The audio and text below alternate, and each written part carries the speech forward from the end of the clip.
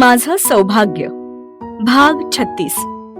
नीलचा birthday होता म्हणून रात्रीच मधुरा, विक्रांत आणि आशू हॉस्पिटलमध्ये पोहोचले. सोबत बलून्स, केक, छोट्या लाईट्स, फ्लॉवर्स सगळं घेऊन आले होते. नर्सला सांगून त्याला राऊंडला बोलवून घेतलं आणि त्याचं केबिन डेकोरेट केलं.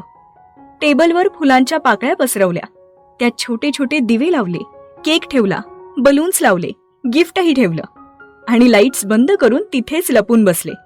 नर्सला सांगितलं की त्याला केबिनमध्ये पाठवा. सोबत नाईटच्या सगळ्या स्टाफला 5 मिनिटांनी यायला सांगितलं. दार उघडून तो आत आला आणि सगळं बघत होता तशी विकी आणि आशूने त्याच्यावर ऑलमोस्ट उडी मारली आणि त्याला खाली पाडलं आणि त्याला मारून मारून बर्थडे विश केलं. मधुराच्या व्हिडिओ कॉलवर अभि, अवी आणि प्राजूलाही घेतलं होतं. सगळे त्याला आमच्यावरचे पण फटके दे असं सांगत होते. नाईट स्टाफला बोलावून 12 वाजता केक कट केला. त्याला त्याच्यात रंगवलं, गिफ्ट्स दिले. सगळ्यांसाठी पिझ्झा ऑर्डर केला होता, तो खाल्ला आणि फोटोशूट करून हे तिघही घरी आले. नील शिफ्टसाठी तिथेच राहिला. सकाळी नील घरी आल्यावर मधुरा, आई आणि मावशीने त्याचं औक्षण केलं. रात्री पार्टी असल्यामुळे प्राजू आज लवकरच घरी आली होती. तेवढंच मधुराला आणि तिला गप्पा मारायचा चान्स आणि नील आणि रश्मीची सेटिंगही लावायची होती ना. थँक्स जानेमन, माझे या सेमिस्टरचे बुक्स आणलेस. आता या सेमचा रिझल्ट काय आणि कधी लागतोय देवच जाणे. ए बार्बी, तू होशील क्लिअर. तुला तर सगळे पेपर छान गेलेत ना. मस्त मॅनेज करतेस यार तू. मला ना नेहमी विचारावंसं वाटतं, कसं करतेस तू? घर, हॉस्पिटल, योगा क्लास, कॉलेज हे सगळं खरंच कसं हँडल करतेस? आणि हे बुक्स कसले वाचतेस?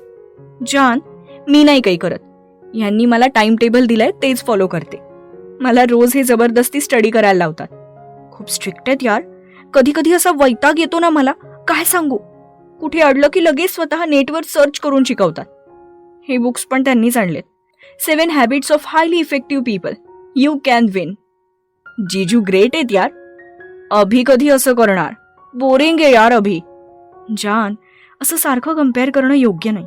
प्रत्येक वेळेस तू ह्यांना आणि अभिला एकाच पारड्यात का तोलतेस? अगं अभि किती प्रेम करतो तुझ्यावर. हा एक्सप्रेस नाही करत. एकेकाला नाही जमत बोलायला. म्हणजे तू प्रेम करत नाही असं नसतं ना सोनू. अभि ह्यांच्यापेक्षा लाख पटीने चांगलाय. विक्रांत किती रागीट तुला अंदाज नाहीये. एकदा रागावले ना तर समोरच्याचं काहीच खरं नसतं. तू समजून घेत नाहीस. थोडं त्याच्यासाठी बदल कर की स्वतःमध्ये. त्यानेच का करावं ऍडजस्ट नेहमी? त्याच्याकडून अपेक्षा करतेस. त्याचेही असतीलच की काही एक्सपेक्टेशन्स तुझ्याकडून. त्याला हे टॉम्बॉय लुक नाही आवडत. मग जरा बदल की स्वतःला. आयडिया, आज त्याला आपण सरप्राईज देऊ. तुला मस्त सजवते मी माझ्या स्टाईलने. नाही नको बार्बी, गप्प बस. आता माझ्या घरात आहेस ना, मग माझं ऐकायचं. मी तुझी होणारी नणंदे. बरं बाई, गुड. लागा तयारीला. रात्रीची तयारी करायला त्या दोघींनी सुरुवात केली. नीलला जास्त हॉटेलिंग आवडत नव्हतं म्हणून तिने सगळं घरीच बनवलं होतं. प्राजू, मावशी आणि बाबांनी डेकोरेशन केलं होतं. रश्मीलाही फोन करून बोलावलं. नीलच्या बेस्ट फ्रेंडलाही बोलावलं. नीलचा फोटो केक ऑर्डर केला होता. सगळं आवरून स्वतः सिंपल बट स्वीट सुंदर अशी साडी नेसून, केस थोडे बांधून थोडे मोकळे सोडले होते. प्राजूलाही साडी नेसून दिली. केसांची सुंदर अशी हेअरस्टाईल करून दिली. काजळ, लायनर, छोटीशी टिकली, बांगड्या, कानात झुमके घालून दिले. कानामागे टीटही लावली. आय हाय जानेमन, तू इतकी सुंदर दिसतीयस की काय सांगू. मी जर मुलगा असते ना तर तुझ्यावर लाईनच मारली असती. चुप यार बार्बी. हे काय, असा काय अवतार केलाय माझा? हे बघ, ह्या बांगड्या आणि हे लायनर कसं दिसतंय ते. शी. जान, माणसाचा मूळ स्वभाव बदलत नाही हेच खरं. इतकं सजवून दिलंय पण तोंड उघडलं की. आता चुप बस. आणि अभि आला ना की जरा लाजून बोल त्याच्याशी प्लीज.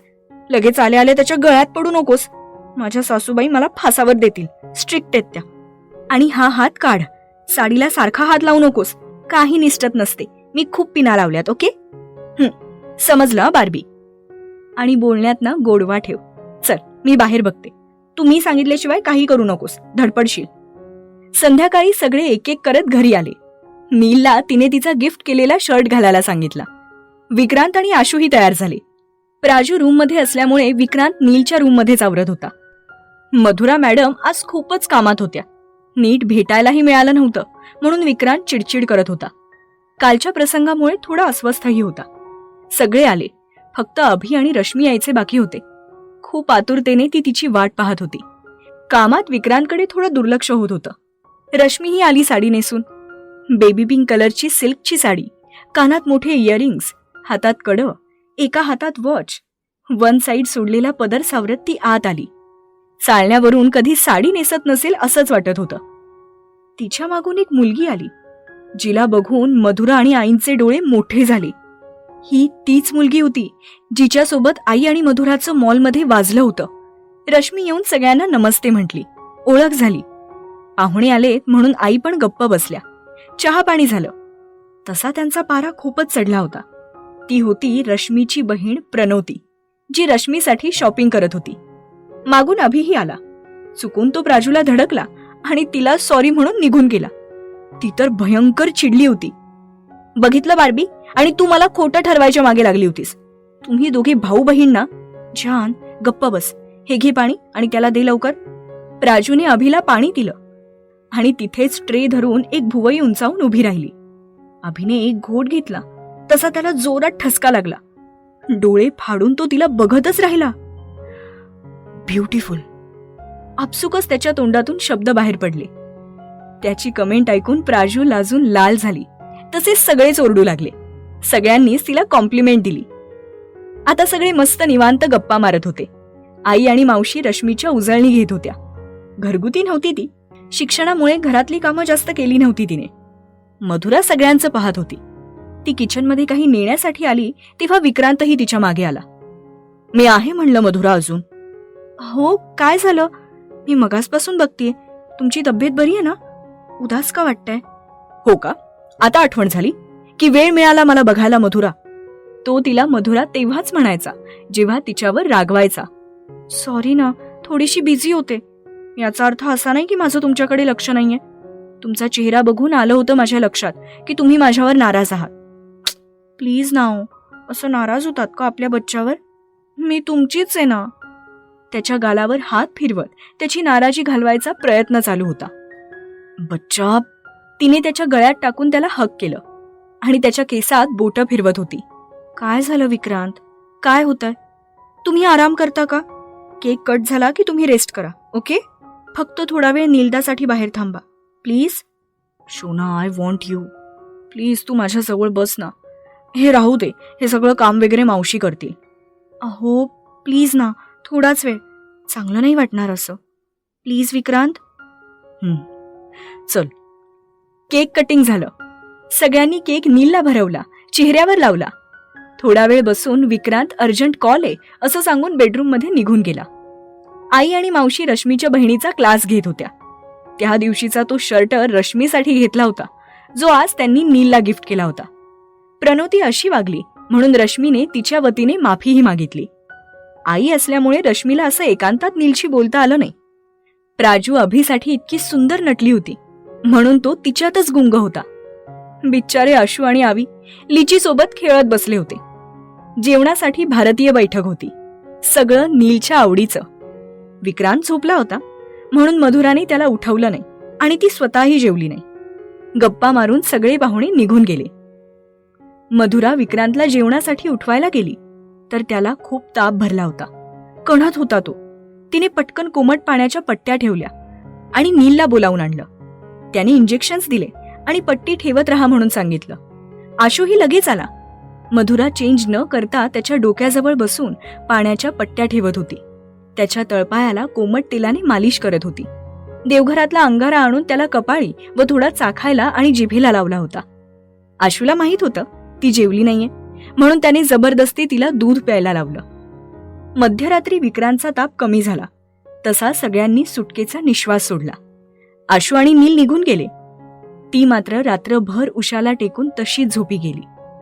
पहाटे त्याला जाग आली तर तिला बघून हायसं वाटलं. खूप सुंदर फिलिंग असते, शब्दात न मांडता येण्यासारखी. जेव्हा आपल्याला बरं नसतं आणि आपलं हक्काचं प्रेमाचं माणूस आपल्यासाठी झटत असतं, बरं वाटावं म्हणून प्रार्थना करत असतं, आपल्याजवळ बसून असतं. याच्या हालचालीमुळे तिलाही जाग आली. तो आजारी होता म्हणून ती जरा सावध झोपली होती. एरवी सगळं त्याच्या भरवशावर टाकून निवांत असायची. काही झालं तरी विक्रांत ते बघून घेतील. अहो बरं वाटतंय ना? का नीलदाला बोलवू? नको, आता बरं आहे. तू जवळ ये. तू गेलीस की परत ताप येईल हं मला. काय हो तुम्ही पण. नको, तुम्ही झोपा, मी उठते आता. पहाट झालीये ना. अजून वेळ आहे आणि मी आजारी आहे ना. तू माझं पण ऐकत नाहीस. कधीतरी माझेही लाड करत जा ना. असं आहे तर. ठीक आहे, झोपते, पण थोडाच वेळ. तो अंगात त्राण नसताना तिला जवळ घेऊन झोपला. त्याची खरी ताकद तीच होती. हॉस्पिटलमध्ये झालेल्या प्रकारामुळे त्याला चांगलीच धास्ती बसली होती.